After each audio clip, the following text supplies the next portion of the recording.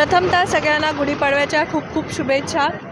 सगळ्यांचं हे वर्ष मराठी वर्ष खूप सुख समृद्धीचं आणि त्यांचे जे स्वप्न आहेत ते पूर्ण होऊ दे हीच माझी मनोकामना आहे. बघाल तर वॉर्ड क्रमांक 2मधून गावदेवीपासून आपण शोभायात्रा चालू करतो आणि आपल्या विठ्ठल मंदिराच्या पुढे गार्डनच्या इथे आपण ती संपवतो शोभायात्रा.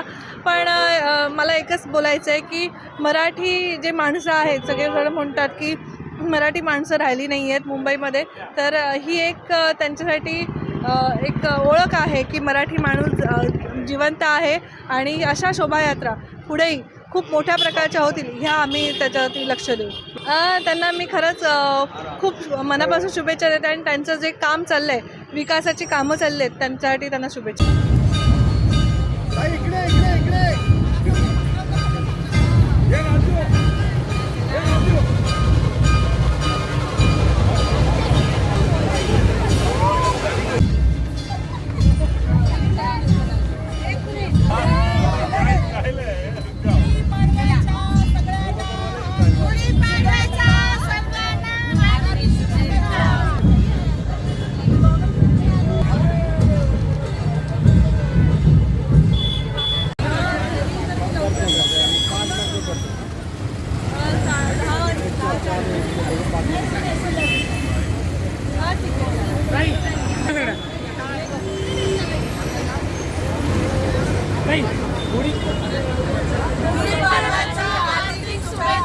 भारत माता की